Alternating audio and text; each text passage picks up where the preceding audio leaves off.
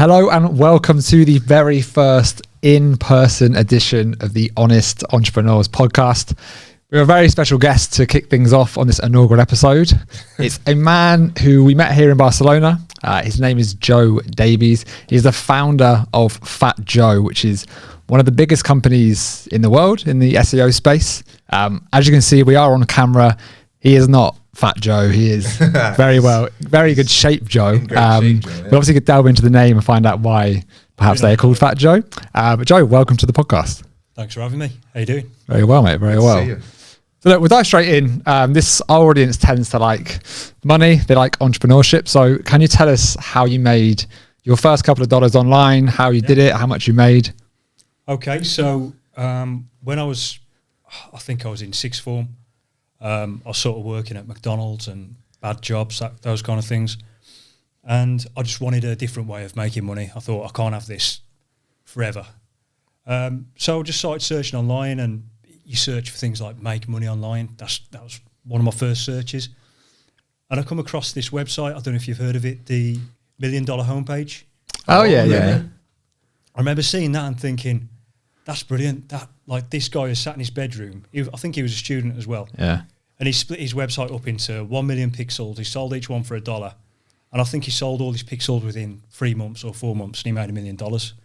And the guy's addicts too, who owns Calm, the meditation app. Oh, yeah. I was going to say, the same guy. A big company afterwards. What? Yeah. Oh, wow. So he went on to do more useful things. But I thought, that's great, that's brilliant. So I wanted to do something like that. I wanted to do something with very little effort. Yeah. I was kind of wanting passive income before I knew what it was. I just wanted to do nothing but earn a lot of money. Passive income. So I was researching make money online. I come across affiliate marketing, SEO, and I thought this seems really cool. I bought a few ebooks and a few guides on how to do it, and I built a website about video games. It was about The Sims 3. Great game. It's just coming out of time. I never played it, but apparently it's really popular. And I bought the domain name buythesims3.co.uk. Wow. And it ranked number 1 for buythesims3. And he made loads of sales, and he was earning, a bit of money, which was pretty good pocket money at the time, about £200, £300 a week. Month, sorry. And I thought, well, there's something in this. And I kept learning about SEO, and it become something that I wanted to do long term. So yeah, that's how I made my first dollar. And, nice. So was this was when you was at sixth form? I was in sixth form, yeah. So were you already studying IT or I was studying related? IT, art and psychology. Okay. But I didn't want to go to university. I wanted to earn money. So that's what led me down this. But by the way, for our audience in the States, sixth form is 16 to 18. So what's that, high school, I guess? It's college, isn't it? Is it? College in the UK, and then a couple of non-graduates here, aren't there? But yeah, we go. So you didn't end up actually going to university afterwards? No. So after I sort of halfway through sixth form, I learned this SEO stuff, and then by the end of sixth form, I was ready to get a job. I wanted an SEO job, or I wanted a marketing job, something like that. So that's what I was aiming for. Can I just ask before we get too far ahead with it? Yeah. I didn't know what SEO was till about 5 years ago. Oh, really? Alex has a background in SEO. Obviously, you're heavy in SEO. Yeah. Just for our listeners who are like me, perhaps 5 years ago, can you guys explain in very simple terms what is SEO? Well, it's the practice of optimizing your website to rank well in search engines such as Google. So if you want your website to rank higher in Google, when you search for whatever it is, a keyword, if you're searching for cups, you need to optimize your website to rank for cups. You do that by adding certain words to your website. You do it by building links to your website, that kind of thing. There's a whole host of things that go into SEO. So I think people in our audience, they're going to know a bit about Amazon SEO, which is definitely a massive factor, which we'll get onto later on, because I know you had a little go at FBA, so it is related as well. But so once you learn SEO, you learn you can make some money. You're seeing some inspiring stuff with the pixels as well. What happened next? Did you get straight into it and start your own business, or did you do a bit of freelance work, or what happened? So I found a job in the local newspaper for an SEO. I think it was marketing, actually. It was just a marketing junior. And I went for it because I had all these websites and I had all this knowledge I could talk about in the interview. And I got the job. It was for like a vending machine company. And I learned a lot on that job, just ranking the website for, you know, vending machines, Birmingham, vending machines, Warsaw, vending machines, local terms. Learned a lot, and then I managed to get another job and another job. And over the years, I built up a few contacts and a few ex-bosses wanted some work done after I left the job. Right. So I had a bit of a freelance gig on the side as well, doing link building and content. And I negotiated with my boss to leave my current position. I just said, I'll go freelance, you pay me for the link building, the content that I'm doing. And then I managed to go freelance to that position. And I had a good 6 months being freelance, but I did mess it up. How so? Well, back before Money Twitter, the place to go was Magaluf. it weren't Thailand, it weren't Dubai, it was Magaluf. So all the entrepreneurs were in Magaluf. Not really. I wanted to go. It was the only place I really knew, and I was working remote. And how old are you at this point? Sorry, I think I was like 22, maybe. The freelance at 22 is pretty ballsy. Well, yeah, but I didn't do a very good job at it. So you know, I didn't really know what I was doing, but I was earning about £2,000, £3,000 a month, so it was okay at the time. That was from about five or six clients. But over those few months, I was doing all right. I was getting results. I was doing the reports. But when I decided to move to Magaluf and try and work out there, it didn't happen. So I'd originally planned to be in Magaluf for the whole summer, like 3 months or something. But I ended up being there 6 weeks and having to come home because I lost all my clients while I was there. Didn't do any work. Just partying. I weren't delivering reports. So I lost all the clients but one. So when I got back to England, they left shortly after as well. And when I got back to England, I kind of thought, well, I need to sort out what I'm doing here. I need to sort out what I want to do long term. So I was looking for a job within an SEO agency because I really like the business side of SEO. I like the selling and the delivering of SEO. And I learned a little bit by freelancing, but I didn't know enough. So I thought if I work for an SEO agency, I could learn the mechanics of the business side rather than, you know, how to do SEO. You know what I mean? Go on.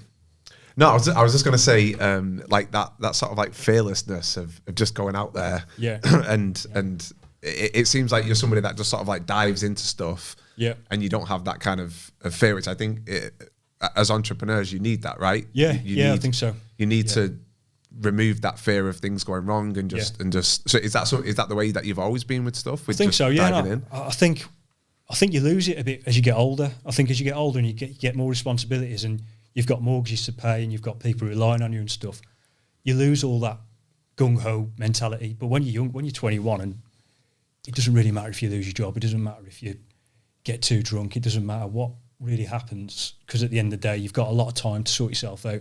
But when you're 35, you know, I can't go to Magaluf now. I mean, we could. We should. Never say never, Joe. Yeah. We should do that. Yeah. I think, to be fair, we see a lot of people especially on like Money Twitter, like you mentioned, we're seeing like 20-year-olds, 22-year-olds making 10, 15 grand a month. And they're like this hustle culture where they're like grinding every day, working. And I love it. And I really respect them because they're going to be where they're going to be when they hit like their 30s. It's just crazy. Yeah. But also part of me is like, just chill out a bit, lads. Like go and take some risks now because the risk is such a low level of risk. In the worst case scenario, what's going to happen? You have to move home, maybe move in with your parents. I think most of these guys probably still live with their parents anyway. So the risk is nothing. Yeah. And I kind of, every time we speak to people like online now, like that's something that I really try and get across. And you sound like a bit of a knobhead old man, but it's definitely true, I think. Yeah. Exactly. So you moved into the agency work. How did that then form what you went on to do with FatJoe? So in the agency, I learned a lot really about how to sell SEO, how to deliver SEO at scale. When I moved there, it was a really small agency. We was tiny, maybe 3 or 4 people.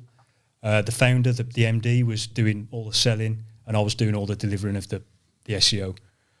We quickly got to the point where we needed a sales guy, and the MD asked me, "Do you know anyone?" And I did. I knew my school friend, also called Joe. He's pretty good at selling. He's pretty good at talking. He's pretty good at convincing people of things. And I thought, well, that'd be a good fit really, because he's always been kind of interested. Well, at the time, he was kind of interested in what I did, because we we spent a lot of school together, and we've been in bands together, and we always talk a lot at that point. And he's kind of interested, what's this SEO stuff you're doing? And I showed him a bit about how to build websites and stuff. So I knew he was interested. And we got him in the door, and he got the job. So he was sort of the sales guy at that point. And fast forward maybe 6 months or so, we developed a bit of a process for selling SEO and delivering SEO. And we had it down really well, and we was getting more and more clients. And we had a really interesting way of selling SEO, which was quite unique, I think. Say the company was like, they sold cups. We would go into the meeting with the client with a list of keywords to do with cups, and the keywords were graded by difficulty and volume, but they each had a price. So easy keywords would be £50 a month, medium keywords would be £200 a month, and hard keywords would be like £500 a month. But instead of us selling SEO to them, we just give them the list of keywords and say, just tick which ones you want. And so it became more of a process. They were self-selling, because they were like a bingo card. They were just going like, oh, I like that keyword, I like that keyword. It's just when they tick the box, you just like, yeah, the more they tick, and then just kind of encouraging them to go down the bottom and going, you want some of those keywords as well? But they were ticking it, and the total would be their retainer. So we didn't have to discuss money anymore. They just decided how much they want to spend based on the keywords. Obviously, pragmatically doing that, delivering those results was a different story, because you can't really decide what keywords a website's going to rank for. It's not as easy as that. It's not 2 + 2 is 4. There's so much that goes into it, but to get them on as a client, it was such a good process. And then we had the issue of we had too many clients, and there was only me delivering the SEO. And I think we had an SEO junior in the end, but it's very tough to deliver the results for all these clients. So we had to look into outsourcing, which is where we got we identified a need for a really consistent and reliable outsource provider, because we were using like vendors from India, vendors from Philippines, people on Upwork, people on Fiverr, even companies from the UK and US, which were very haphazard, inconsistent, wouldn't answer your calls. They were delivering in spreadsheets. They would want the inputs on a spreadsheet rather than they haven't got a nice website. Do you get what I mean? So we were on the search for a vendor that was like the Amazon of SEO. So you go on the website, you pick what you want, whether it's link building, content writing, infographics, design, whatever it might be. You've got a nice order form that you fill out the form, you pay, it tells you when it's going to be delivered. If there's a problem, there's a chat box or a phone number.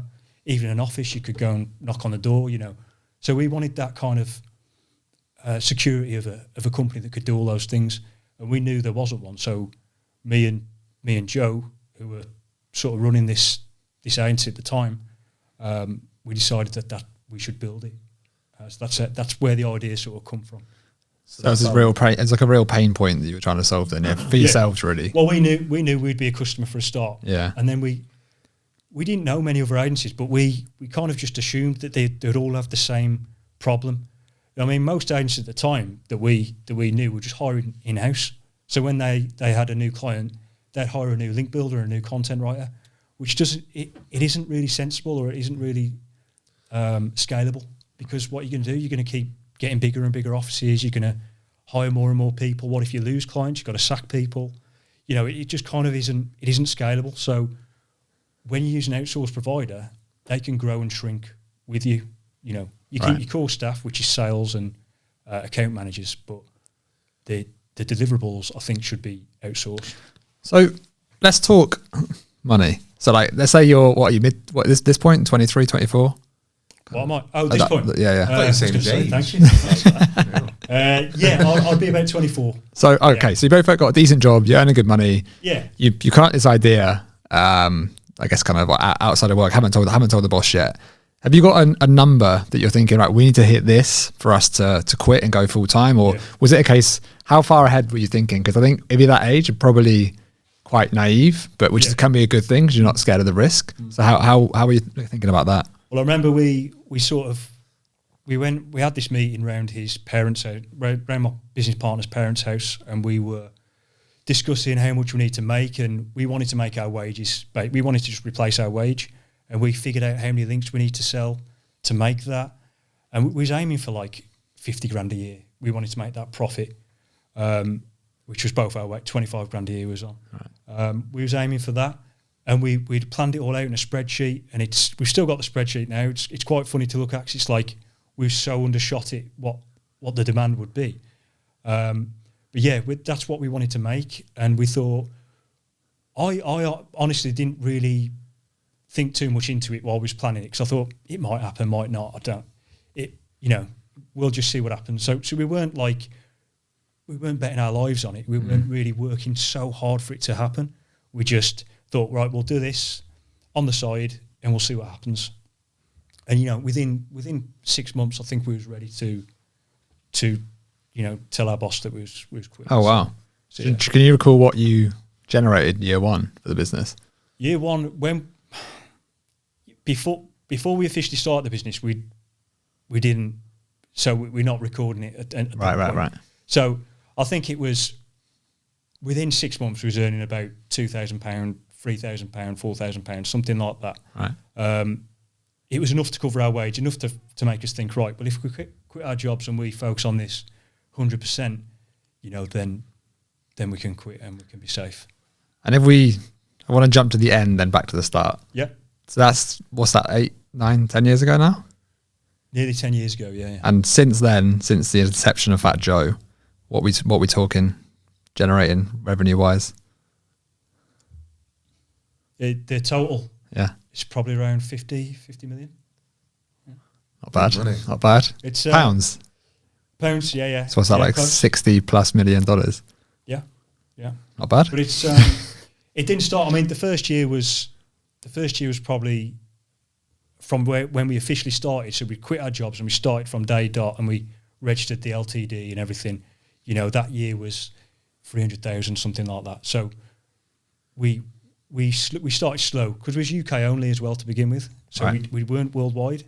We didn't really think that big to say, oh, we'll just be a worldwide company. We just did links for UK agencies at that point, which I think helped us, because we had a real niche. There was UK agencies searching for UK providers. Right. So that did help us in the early years. So why did you call it FatJoe?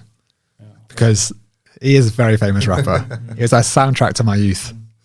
Rap isn't my genre. Oh, yeah. I didn't know about this rapper.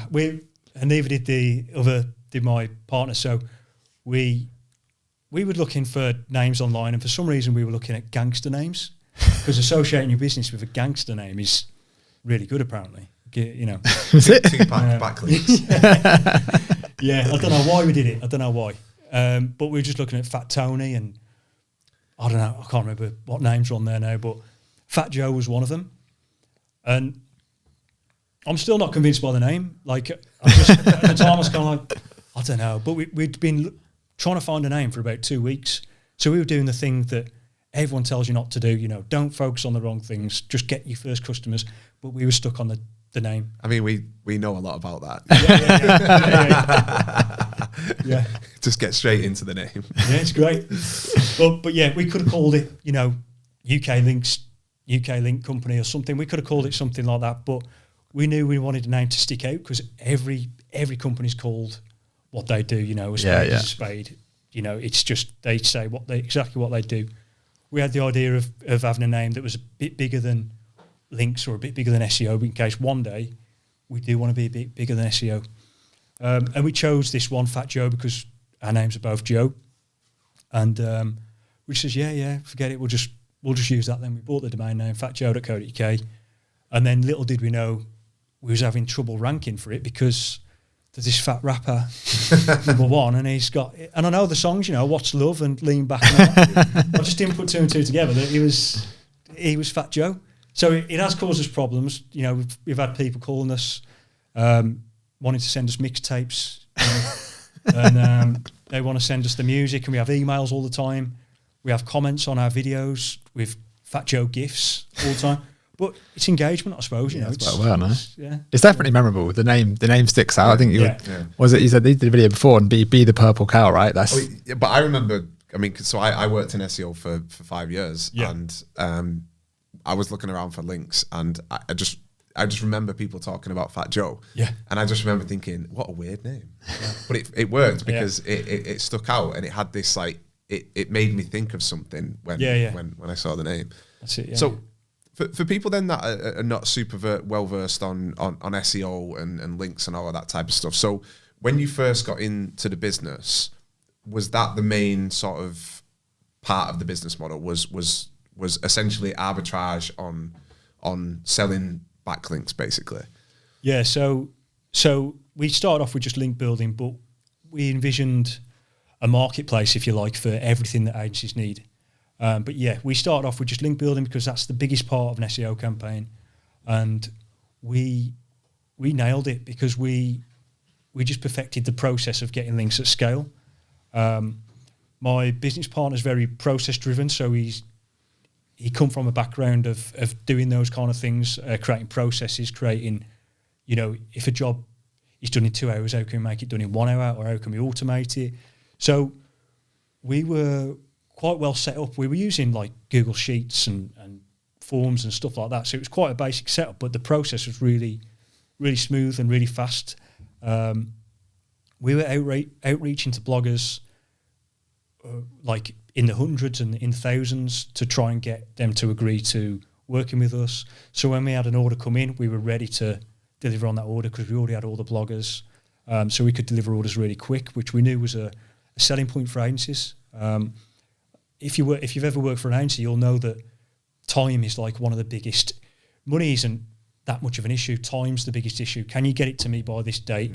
And we tried to nail that 30-day delivery, and we managed to do it quite well in the early days, which kept getting repeat customers and that kind of thing. So back then, were you only selling to agencies at this point? So just to kind of like give an overview of how that looks, it's essentially, if I'm an agency and Tom's a new client of mine, and I say I'm going to deliver you 10 backlinks to your website, then I would essentially kind of be a middleman, and I would come to you and say, I need 10 backlinks. Yeah. So was it mainly then you were working? Was that what the business model was? Was just you as an agency selling to agencies, or were you also? Yeah. So we were the agency for agencies. So we didn't want to work with end clients. So we didn't want to work with Tom because he doesn't know what links you need. He doesn't know what. I don't know what SEO is at that point. SEO is. So we weren't offering any consulting at all. Right. So if someone comes to us and says, "What do I need?" we just say, "You're the wrong customer. You need Alex." Do you get what I mean? So you're the expert. You do all the consulting. We just deliver the deliverables. So, we fill in the gaps that you promise. You do all the consulting, that kind of thing. Okay. So has that largely remained the same then as the business has grown, or is it? Yeah. So we market ourselves as for agencies, and for in-house marketing teams, because they are essentially an agency with one client, their company. Yeah. But they've got the same processes in-house. They need to build links. They need to get content. We don't stop anyone ordering. So if Tom wants to order, come on the website. We don't say you can't order. If he knows what he's doing, there is a lot of one-man band companies that know SEO. They know what they need, and they save a lot of money by coming direct to us, because an agency puts on a lot of money for the consulting, a lot of money for the meetings, a lot of money for the reporting. Where we don't do any of that. We sell deliverables. We sell, if you want one link, you can have one link. If you want 1,000 links, you can have 1,000. We don't speak to you. We don't have any meetings. You don't have to call us. That's it. And we just deliver it in a report in our system. Just value. Yeah. And we think it kind of, there's no one at the time who were marketing themselves to agencies. It kind of gave us that edge.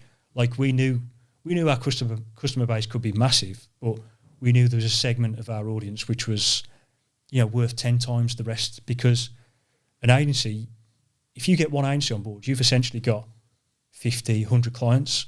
If you get one client on board, one end client, you've got one client. Do you know what I mean? So one agency to us is worth that's many clients, and we've not had to sell to all those clients. We've just had to sell to the agency. So was that like a strategy? That was almost like a bit of a growth hack then from the start you've thought about. Yeah, I mean, we didn't think about it too much in that sense. We just knew that we would be a customer. So we were just thinking in the minds of, right, what do we need now? Like, what could we create that we would use ourselves? And, you know, when we did leave, our old boss did become a customer. Oh, wow. So it was, do you know what I mean? It was needed. We told him, we said, this is what we're doing. All your link building, all your content needs for your clients, we can do it. And it costs this much. And if you need more, just buy more. Do you think at the start you undercharged people because you're young? You don't know the value? Yeah, loads. Leave loads of money on the table. Brutal. Yeah. It's painful. I think everyone does that at a young age, right? You don't really realise how much money is out there in the business world. You don't have the confidence. You really, you just think, you don't feel as if you can charge that much for what you do. But I think you've got to start like that as well, because it's also a reputation and trust thing. So until you've got the testimonials and the case studies and the confidence you can deliver the work, I don't think you can really realistically charge that much anyway. And I think it's about understanding as well. ROI is if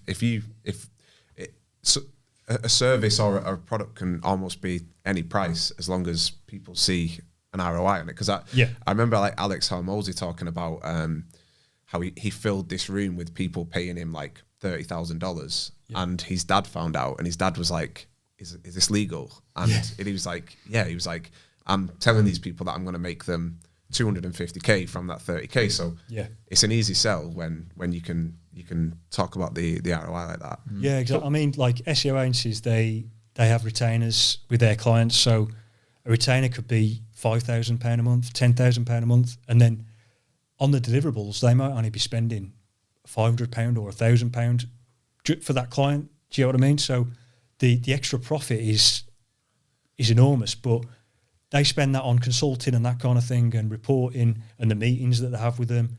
So they need to make that markup, but the deliverables, it's so worth it for them to use an outsourced provider rather than hiring. Kind of thing. So moving it forward then, so you've started, things are going really well. Did you you scaled up, and at what point did you think this is too much for the two of us? I guess you were working pretty long days at that point.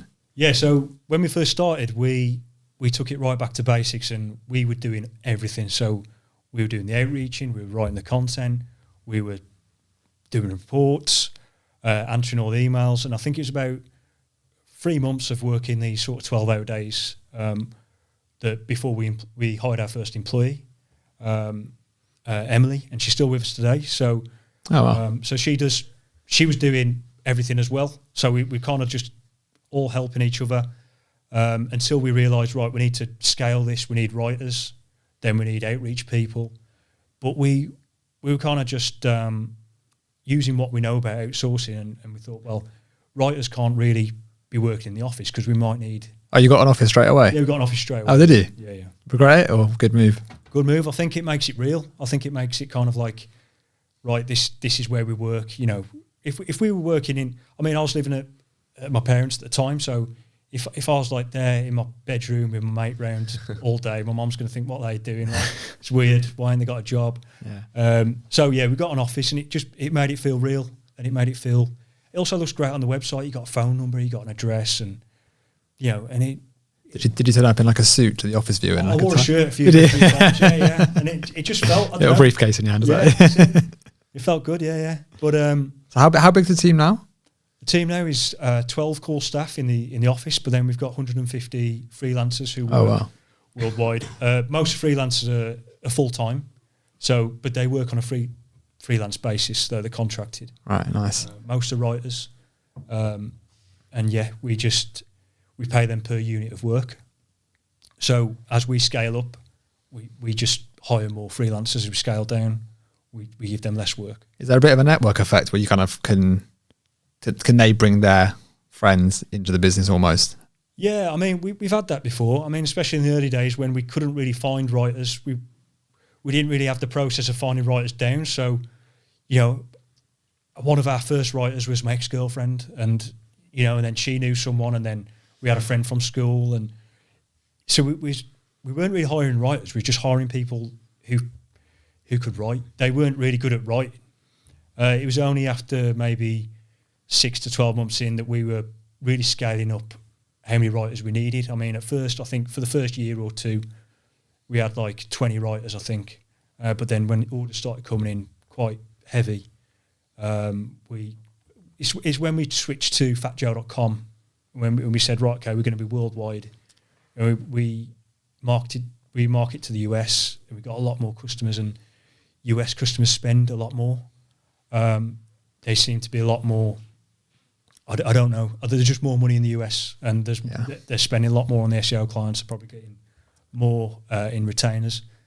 So yeah, we had to hire so much more then, and we was hiring for real writers. Yeah. How did you got FatJoe.com? Yeah. Was that from FatJoe, or who had that? No, so we were trying to get FatJoe.com for about a year, and we found out who owned it by using it was like a domain broker. Right. And we thought it might be FatJoe, the rapper who had it, which would have been a hard conversation. Yeah. We were dreading him suing us and stuff like that in the early days. But we've had some advice on that, and they said, because we're in a different industry, unless we released a rap song, then we're all right. Classification, yeah. So that's have you tried to get him involved at all? Bit of marketing? Have you? Yeah, we have.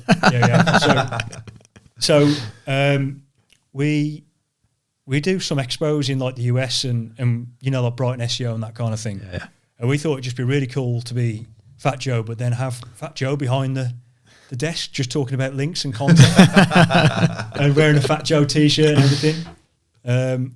But he wanted like 100 grand, and he wanted private jet and a 5-star hotel for him and his entourage. Right. So it was going to end up being, 150 grand, something like that, which you can't really see the ROI on it. I don't know. Some people might laugh for a minute. Did you not think downgrade to just a lookalike? And could have done, yeah.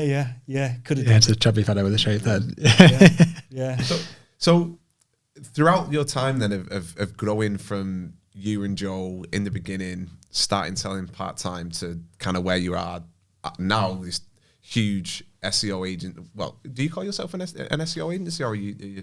We're an SEO marketplace. Right. Okay. I'll say that's the right word now. Yeah, like we're more closer to like Fiverr than we are to, I don't know, an agency. Yeah. Okay. So how did that evolve then? So you the flexibility with you hiring people, but along the way, what were the main things that you came across in terms of like challenges? Like from the outside, it seems like it's just gone like this. Yeah. Super organized and everything else. But what were the growth like that is not easy, right? So what sort of challenges did you face as it was growing? I mean, it has been pretty smooth. We've been pretty sensible. With all the money that we took in from the first few years, we've been saving it, and for a rainy day, we've always had nightmares about Google saying link building won't exist anymore, link building is banned and that kind of thing. Waking up one day and we don't get another order. It's quite hard when you haven't got retainers to be really relaxed, because we just let people order one and never come back if they don't want to, or they order every month, whatever they want to do. The biggest challenge we come across was maybe like sort of 2 or 3 years in, we realised we couldn't keep working on spreadsheets, because we just had spreadsheets would have thousands of lines of orders, and we'd have about 14 people in these spreadsheets, uploading an article that a writer had written, and then there was taking parts of that spreadsheet and building another spreadsheet for the client, sending that spreadsheet to the client by email. So we were thinking, right, this is like, it's taking up all our employees' time. Like, we're going to have to hire more employees if we get any more orders. It just wasn't scalable. So we needed a system. We needed an app. And there weren't nothing off the shelf that you could buy. For a link building company, there's nothing you can really buy. So we hired a developer in-house. And it's been one of our biggest challenges, but it's been also the most rewarding thing we've done to spec out this system that we need, which follows all the processes of our orders. So when a customer now orders, they come onto our website, they order link building, it goes into our system automatically, it goes to a writer automatically. Once the writer's done it goes back to the system, and then once it's published on a blogger's site, it goes back to the client automatically. So we have really low touch from our staff now. Our staff, they answer some support emails, but they've got low touch in terms of they don't need to get involved in the production of work anymore. We've got the freelancers dipping in and out of the system for their unit of work. The system pays the freelancers as well, so it's really low touch and really smooth and automated. And this is all built in-house. It's all in-house, and it's been built from, I think the first guy that was working on it was a Filipino that we hired. So apparently it was coded really badly, we're told now, but it worked at the time, and we've just built on top of that code over the years, just building on top of it. And it's a bit of a monster now. Like when we get new developers come in and work for us, they're like, they call it spaghetti code. They're just like, this is crazy. But it works, and we're in the process of rebuilding it also. We're a bit more future-proof, but it's served us well over the years. But I would say, to answer your question, that was our biggest challenge and our biggest sort of inflection point for scale, I think. I mean, it come at the same time as us opening up to the US, so we're grateful that we did it at that time. But it's been really crucial for us to lose the spreadsheets and just have everything in a system, which is everything's automated. It's just like, how you can do like Zapier today that connects different apps and you don't have to touch it. It's like that basically, but from the order form to delivery, sometimes none of our staff even know the orders even happened. Do you know what I mean? So it just comes in. Do you kind of wish that you built Zapier now as well? Oh yeah. Was it quite difficult because I guess at this point you were in your late 20s-ish, around then? Late 20s, yeah. So you've gone transitioned to a point of basically being like CEO. Is your role CEO or director? Yeah. So you're kind of quarterbacking the company. But was that because we're kind of learning that now as we scale up and we're going to be hiring more people, and it's difficult to get out of the weeds. For me, it definitely is. I kind of get every day I want to feel like I've done something, and I don't kind of give myself enough time to think about direction with the business. Was that challenging for you guys, or did you want to take the lead on that? Yeah, it was. I mean, we both sort of got our areas of responsibility in the business. Like my co-founder, he runs mainly the tech side, so he's looking at the tech and the processes and that kind of thing, the nitty gritty of those processes. How can we do it faster? How can we automate it? Whereas I'm looking more at the marketing side and the new services and more of the SEO side of what we can offer our customers and is what we're offering for them. But to answer your question, for better or worse, throughout every step and maybe even now, we were just naive to the next stage. We didn't know that we had to build a system. We just did it out of someone forced our hand because we're like, we can't keep doing this, so we need to build a system. We ain't got enough staff, so we need to hire.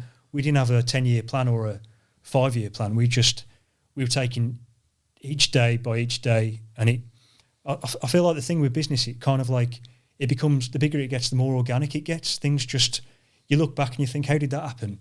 You've done all the things, but you didn't really, you just instinctively did them. Do you know what I mean? Just by force. I mean, were you, as this was happening, were you getting any guidance from anybody? Because one of the things that Tom and I talk about is we tried to take a step back, and it's almost like you look back at what you were doing even 6 months ago and you think, what were we doing? You know what I mean? So were you getting guidance at that time as you were growing, or was it just you and your partner just figuring it out? Yeah, just me and my partner just figuring it out. We never had any sort of mentors, not officially. I'd read a lot of business books and YouTube books and that kind of thing. You'd get as much as you can from that. But I think in the real world as it happened, it's so nuanced, it's so personal to you.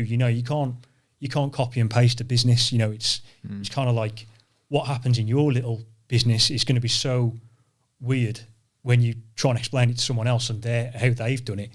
I'm sure there's other companies similar to us that have had a complete different trajectory and a different way of looking at things. But yeah, I suppose we knew people around us that were in business, and we had advice from them. My dad runs a business, and I got a lot of advice from him, and he pushed me to do a lot of the things, take a lot of the risks. So that kind of advice was good. But in terms of the nitty gritty, what do we do next? It was kind of just like me and my partner was just guessing, and we got it right. Yeah. Did you have did your social circles kind of changed at all? Like, did you seek out any other like entrepreneurs in the area that you could kind of network with, and maybe because I kind of know how we all met for the audiences. Like we met on Twitter, and then a group of us now we've got a WhatsApp group chat. We go for steak, we get pissed, kind of talk business, and like it's great, but it's motivating as well because we all have different companies, we're all doing different things, but we've got kind of similar ambitions. So did you have that back in the UK, or was that kind of the first time here that you've had it with us? It's hard in Birmingham to find anyone that's doing anything. It's got a job. Yeah. Well, I'm from a suburb of Birmingham, so it's kind of even a bit more. It's not remote, but it's kind of like it's not like Barcelona where everyone's in the city and you can meet people and you go for steak. It's kind of like I didn't really meet anyone new. There's a lot of my close friends who started businesses because. Two of my closest friends started their own business because they probably saw me and thought, well, if he can do it, anyone can do it. And they did well. They're doing really well now. So, but in terms of finding people, I think you've got to go to the cities. You've got to go to your Barcelonas and London at least, to find other people doing it. And Twitter's been great for that. But yeah, it was hard in Birmingham to find that kind of thing.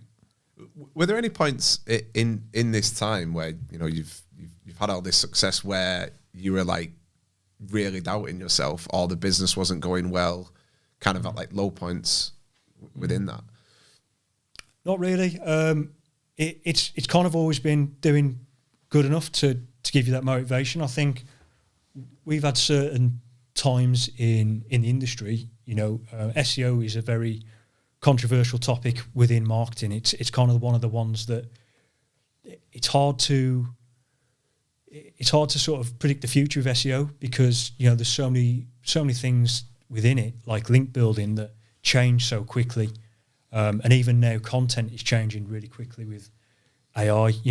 We thought content was the one that's going to be evergreen. There's going to be people ordering content in 1,000 years. This past year, that's changed. So content now is like the one that's maybe that won't be a thing in a year's time.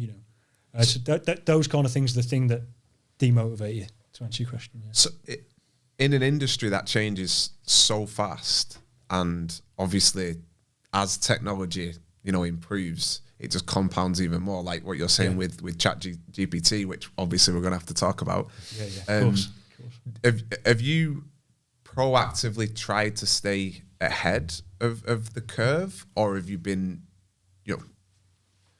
so I mean personally I have. So personally I look at building my own websites and trying all this new stuff and trying AI content and working with AI tools, building AI tools. I think it's important to stay in the trenches in that respect. But with the business, I think it's important to do the opposite, not to have these knee-jerk reactions, not to be so, AI's come out now, let's stop doing content, let's do AI. Link building has just got this said about it, let's change this. We as a company, our services don't change that much because we just want to be stable and consistent for our clients, and especially our clients who are agencies. They don't want to keep changing what they're selling to their clients as well, because we're a white label company at the end of the day. We're a reseller, so companies are reselling us and relying on our marketing really to sell to their clients. So I think as a company, we like to know what's going on, but we don't change too much. So we just while we're on that topic, then with ChatGPT-3, whatever it is, I always get it wrong. Yeah. So recently, on some people might have seen this on Twitter, you wrote in the group chat saying, "Lads, I've had an idea." Within about 4 days, it was live. The website was live for it. So, Gift Assistant was the project, right? Can you just talk us through? Like you seem since we've met you seem like quite a bit of a tinkerer. Yeah, but you're not. ADHD, you're not. Yeah, but you can't code or anything, right? You're hands off. So you're like an ideas guy, but you seem to move very quickly when you have an idea. Yeah. So how did that idea for Gift Assistant? Can you talk us through like the process? You spotted something, and then what happened?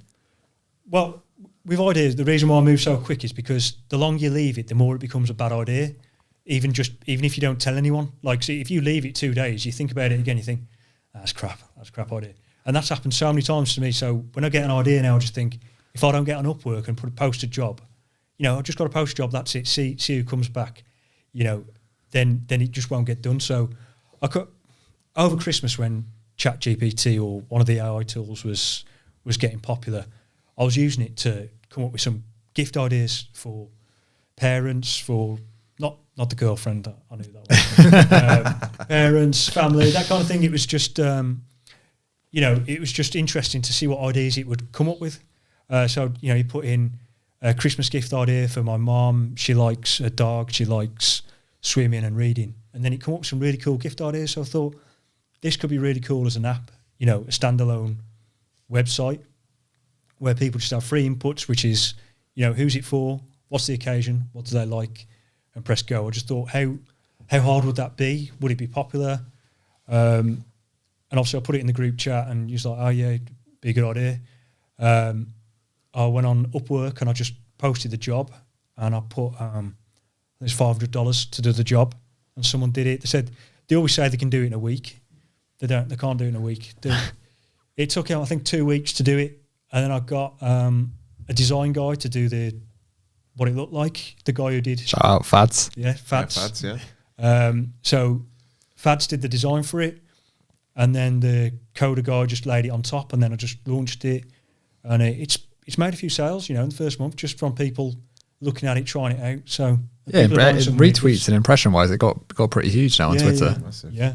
But I think that the idea of it, I think it needs people who are actually looking for gifts for it to work. Like, it's getting retweets and stuff, but people to teach it. To teach it, but also to get sales, because people are retweeting it just because they're interested in AI, but they're not retweeting it because maybe they want to help someone get a gift. Do you get what I mean? Right. So, yeah. I'm working on doing some SEO for it, so building loads of programmatic pages to do with, gift ideas for your dad, gift ideas for your mom, 50th anniversary gift ideas for your husband. So get really long tail with it, and then just see what happens with that. Just see if you get some sales from that. So do you kind of proof these ideas personally, and then if something comes out that could be used for FatJoe, you can then offer it as a service because you've tested it properly? Yeah. So for a lot of the things I've done personally on like my own sites and on my own niche sites and things like that, they are potential service ideas. So I've come up with a lot of service ideas through doing that. In terms of like gift assistant testing, doing this AI stuff for that, we're in the process of building an AI tool for marketing. So that will be a FatJoe project that will come out. It should come out this week, but the guys have been working on that, and it's going to be basically everything you need for marketing, whether it's create ad copy, create keyword research, to keyword clusters, anything, email subject lines. It'll have all these tools in a suite on a website, and you can generate those automatically. Nice. For free. So the $1 million question for me is, how do you think AI is going to change SEO? Well, I think it will. It will change content, I think, which is obviously a big part of SEO. In terms of SEO itself, I think it'll just make everything a lot quicker, a lot more scalable. The jobs will still exist. You still need people to think. Thinkers will still exist. So, we used to hire people to wash the dishes by hand, but now we need to hire people to put the dishes in the dishwasher and program the dishwasher. So you still need that person to do the thing. It's just the process. The job's changed. In terms of content, I think content will become free.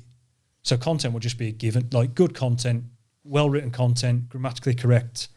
It'll just become free. So what you'll have instead is like content operators, I think, who know what makes a good page to sell or to rank in Google or for an email or whatever it is you're writing for.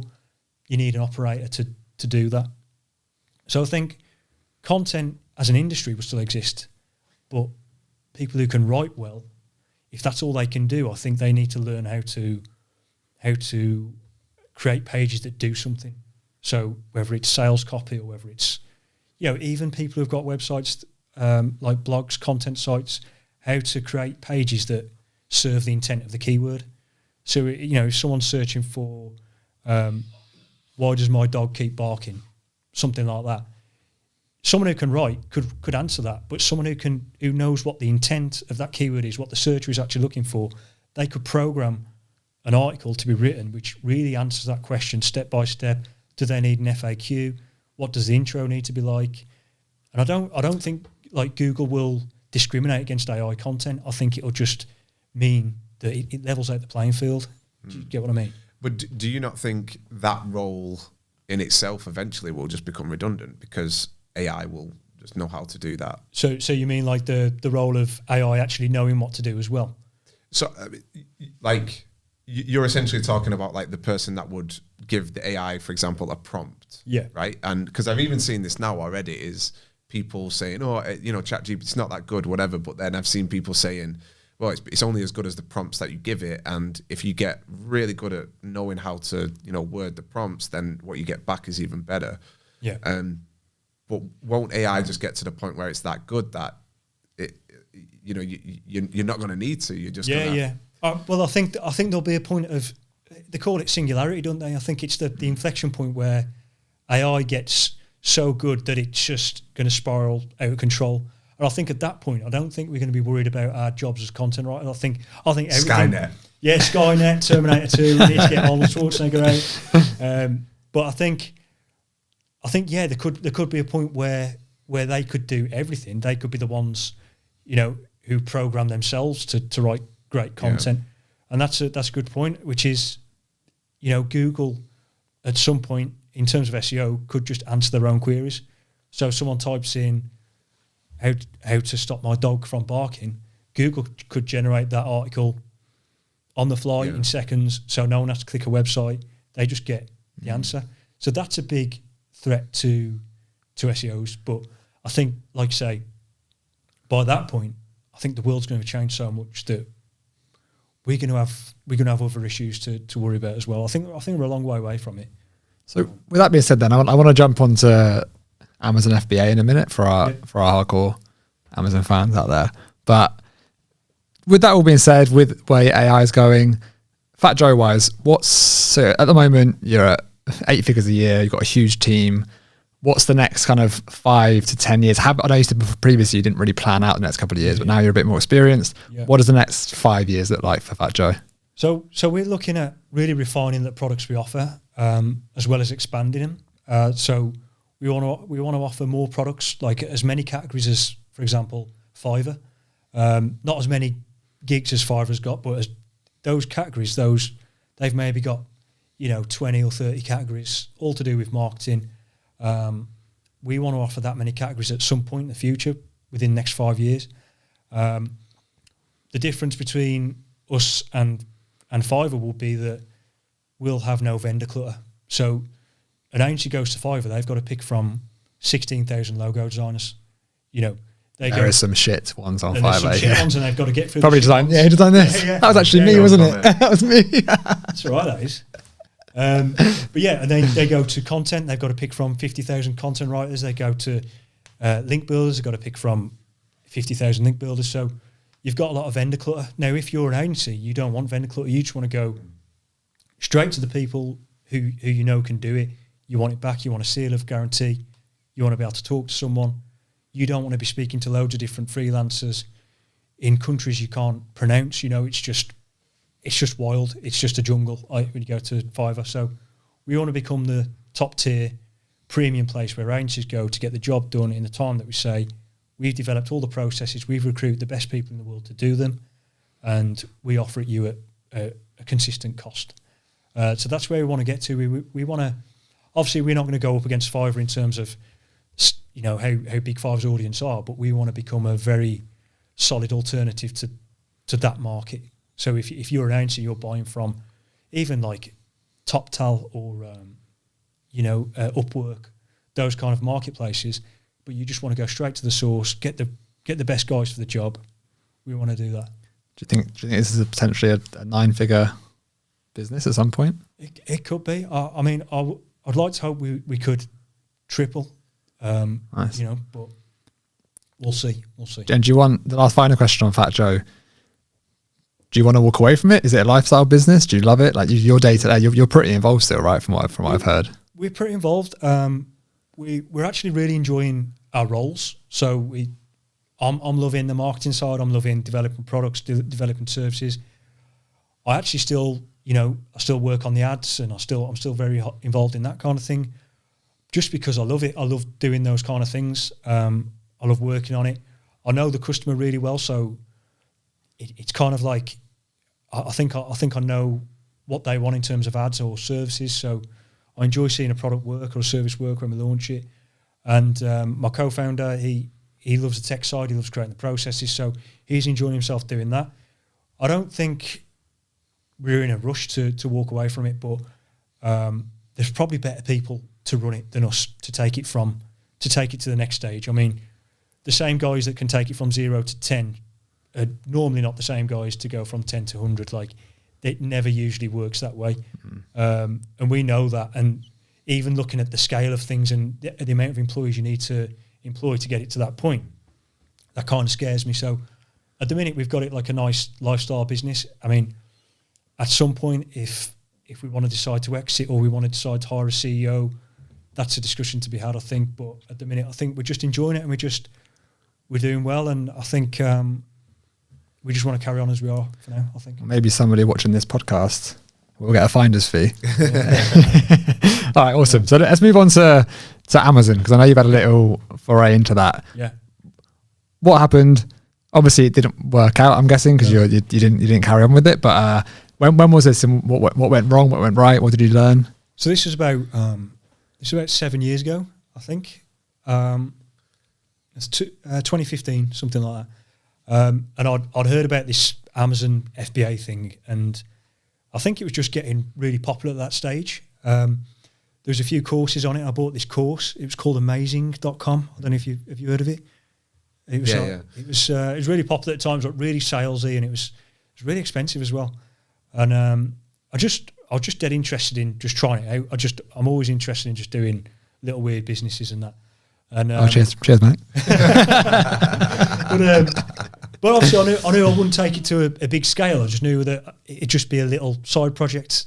Do you get what I mean? So I went through the course, and I don't think I did many of the modules because I picked a product that I really shouldn't have picked, and it was a skipping rope. And I think it was, the retail would have been, skipping ropes at the time on Amazon was between £5 and £15, something like that. So I was buying them for 50 pence or something like that, 50 cents. And so my markup was really low when you took away all the Amazon stuff and the distribution fees and the warehousing fees, that kind of thing. And I ran out of stock as well. I think I only bought I bought 1,000, then I bought another 1,000. Then I just, if you don't keep on your stock, it just delists you, doesn't it? I didn't move on fast enough from skipping ropes because I realised that once you've got one product that's working, it's best to cook up another product. Then and I did start another product which was like wrist wraps for when you're doing weightlifting, which again is another terrible product because that was even cheaper than skipping ropes. But it was fun. It was really it was quite enjoyable getting a real product in your hands, that you've designed, and it was really funny because with the... Was it called FatJoe, by the way? It was called My Gains. My Gains. That'd have been a good name. With an S or a Z? Yeah. With a Z. Of course. My Gains. But it's really funny because when I was doing the setup with a Chinese supplier and you're kind of customizing the product, I wanted a screwdriver because with the skipping ropes you could adjust the length. Yeah. But you had to... It's really hard to do without a screwdriver. So I said, can you put a screwdriver in with it? And you have to be really specific with the Chinese seller, the Chinese wholesalers, because they just put a little toy screwdriver that was nothing to do with it. It's just like a toy watch screwdriver in with a bag. So I had 1,000 of them go out. And people were going, all the reviews were like, it's great, but they've just sent me a little screwdriver that's a little toy screwdriver. So, but yeah, it was a foul business. But I always say, when I get friends ask me like, what business should I start? I always say Amazon FBA is a great one if you've got some capital. If you've got your £5,000 or your £10,000 to start with, I think it's probably the best business to start. If not that, if you can do something like if you've got a skill, I'd say freelancing is the best thing to start. But out of them two, I'd say those are your best shots. Like in this year, in terms of like barrier to entry is super. By the way, we didn't pay Joe to say that. It sounds like you did, but it's no, No, I agree for sure. It's a super low barrier. It's you learn. It's end-to-end skills that you learn as well, and you can obviously lean into your strengths. Because talking of strengths, then so one thing we've learned, and it's definitely important in FBA, is the SEO side of things. And what we've seen a bit, especially within our niche, which we haven't revealed publicly yet, we will later this year, we think, but people have almost done the reverse of what people normally do. So normally you scale on Amazon, you scale on the platform, you might scale to every other Amazon across the world, so in the US, Canada, the UK. And then people dream about going D2C long term, but you often focus on Amazon first, and that's what we've done. Some people in our space have played the game differently, and they've actually built a website. They've ranked it really well on Google. They were just actually essentially affiliating for other brands on Amazon, giving them like top 10 lists, top 5 lists. They have now released their own products, and they've put themselves number one, obviously, of all these really well-ranked blogs. So is that something you think potentially, if you did it again now, could you do that, or would you play that game and think that's a pretty big advantage, sending that much traffic onto Amazon? Yeah, I mean, you mean people build like niche websites and then they incorporate their own brand. Yeah, I think that's a good one. I mean, I think if you got a ranking website, isn't it better to go DTC rather than Amazon? I think just because there's so much traffic on Amazon, I don't know how, the way we've considered it before is like how the buying intent's so high to get people with buying intent to your own website. They're going to have their guard off a bit more. I think they're much. I mean, they don't even have to put their credit card details into Amazon. It's just straight away. So obviously that'll get easier and easier. But I think from what we've seen, like Amazon loves external traffic. I think if you can combine the two, then it could be like a match made in heaven, really. Because like these guys off the bat, they launched straight in super high ranks. They're sticking the landing really well. So it's something that we've discussed, and maybe we'll discuss that after the podcast. Maybe you could help us with it. Yeah, it's an interesting model. I think it's great if you've got the time, because I think to get a website to rank really well and get the traffic that you're thinking of, it might take 12 months, 18 months. So if you've got the time to do it that way around, I think go for it. But the other way, I'd say the FBA first might be better if you're short on time, because you can get an FBA product up and running in 6 months, 7 months maybe. From ideation to getting a listing. So another option is buying a site. So you can buy a site off, Flipper or any of the sites that sell broker websites. You could buy a site in your niche and then just add your product to those, which is a instant way of doing it. Yeah, I like that idea for us. Yeah, definitely. Yeah. So if you're moving on from Amazon then, so kind of we'll wrap up soon, but if you were 18 again now, knowing what you basically... Pardon? No Magaluf. No Magaluf, yeah, maybe skip that one. But it's pretty fun. You obviously spent your whole career kind of essentially, you basically only have ever been employed for 2-3 years by the sound of things, and work for yourself. Yeah. If you were 18 now and looking at 18-year-olds now, would you do the same thing again? Would you go into your SEO industry, or would you go into AI, or what would you be thinking about? I'll definitely be looking at AI, just because I think it's not one of these things that's going to go away. I think it's going to get pretty big. So if you can develop something within the AI space, I don't know what, but there's going to be a lot of software companies built in this period now that are going to become billion-dollar companies, within 5 years. I'd say that would be a great place to start. But I think learn a skill. I think any of the skills, whether it's SEO or PPC or FBA or design, conversion rate optimization, anything in those fields, and get on Twitter and talk about it. And I think that in itself, as basic as it is, the more you start talking to people, talking about your craft and your skill, you'll get people who want to buy what you sell. So I think that would be one way of doing it. Again, like I said, FBA is a really good option, because FBA is a little bit sheltered from all this new AI stuff coming about. And I mean, unless AI starts developing products and stuff and selling on Amazon, I think you're a little bit further away from this risk. So yeah, I'd say one of those two, whether it's develop a skill and start talking about it on Twitter, or FBA. I'll do one of those two. Do you think if Twitter had been bigger, like money Twitter even, when you were scaling FatJoe 8 years ago and you started documenting your journey, do you think you would have been even bigger? Oh yeah, yeah, I think so. Yeah, because it's only been this year since I met you guys, really, that I thought, it's probably worthwhile just chatting on Twitter. And you flew straight past us with followers. It's got like 15,000 followers. Are you on 15,000 followers now? It's like 14,000, I think. So we'll round up, it's fine. About 3 times as much as Tom. 3.5. Yeah. Well, by the time this airs, I'll be on 5, and then I'm going to push on. And has that had an impact on FatJoe? Are you building that personal brand? Is it?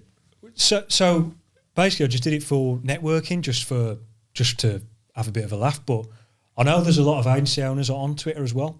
So I like talking about agency stuff. I like talking about scaling your agency, outsourcing, that kind of thing. But the thing that gets most traction is just in the SEO side is like niche websites and the entrepreneurship side. So I like just talking about both. I'm interested in both worlds, and I've got no big agenda with it. I'm not trying to create a personal brand or anything like that, but I just find it fun just talking to other people in the industry. I've met a lot of like link builders, content writers, design guys like Fads and WordPress builders, people like that who I can just drop them a message and say, I've got a job for you, do you want to do this? And and they're really good and reliable, and you sort of just get to know people. And it was only the other day I had journalists asking me about AI, and I did an interview with them, and it's just kind of like, if it weren't for Twitter, you'd never get those kind of things, and you wouldn't meet people like yourselves and the other guys that we know in Barcelona. It's kind of like, it's good for that kind of real world networking as well, not just sitting on a computer typing tweets and that. I don't think we had the slightest clue, did we, of how much of an impact it would have on our Amazon business and also our the personal brand with who we've met, what we've learned, the networking side. I don't know. I was so ignorant to it before we started, and it's been crazy with the people that we've met. So we essentially earn a living off Twitter now. To be honest, like the honest FBA is where we kind of, that was us. We wanted to help people out and build a course, but through us sharing our FBA journey for the last year and a half on Twitter, it's built a massive amount of trust, and people have seen how transparent it is, and that then that essentially we're earning a living off it, and that's at 5,000, just under 5,000 followers, and that's like going to keep compounding over time. But I think to your point about working with people off Twitter, it's almost like a bit of an honesty room. It's the wrong word, but if someone offers to do work for you, and you're sitting there and say 14,000 followers, a lot of people in the space follow you, they do a good job, you promote them, it's amazing because you're promoting exactly to their target audience. And also, if they do a bad job, which you don't want to do, you can just be like, nobody worked with this guy. You fucked me over. Exactly. So it almost it encourages better work and better trust, basically. Exactly. And people are more inclined to work with you as well. They're more likely to, because they know if they do a good job for you, you might share it. I've worked with a VA before on Twitter, and she did a really great job, and I just shared her profile, and she was really thankful. She wanted to work with me again, and it's just doing cool things like that. And you also feel good helping those kind of people get started as well. Like Fads is just getting started, and it feels good to recommend, like, anyone who's looking for a design, or just tag him in it. And I think, well, if he gets a good living out of that, then great, you feel good about it. Got your affiliate commission from him? Or? He's got a lot of shout outs on this podcast today, Fad. Send us a little check as well, mate. All right, awesome. Well, that was great, mate. Thank you very much for being so transparent. I know you've not done much. You haven't done much media before. My first podcast. First one. Might be my last. So maybe, see if you get cancelled or not. First of many, hopefully. They're going to want you back. They're going to want you back. Yeah. But everyone, let us know what people think in the comments. So, like I said, this is our first one in person. We found a great little studio. It's just up the road from my house, which is very convenient. So we'll happily come back and do a bit more. Shout out to the studio. We're going to get more guests in here. We're going to get people from different walks of life, different types of businesses. We are obviously super interested in FBA, but we're interested in general entrepreneurship, obviously, clues in the name. So if there are any guests, if you know of anyone in Barcelona, comment them below, or we can fly someone in when our budget gets a little bit. Oh yeah, FatJoe, the real FatJoe. Maybe he's less than 100k now. You never know. He's fell off, isn't he now? So That's what I mean. All right, awesome. Well, thank you for listening. Thank you for watching, and we'll catch you in the next one.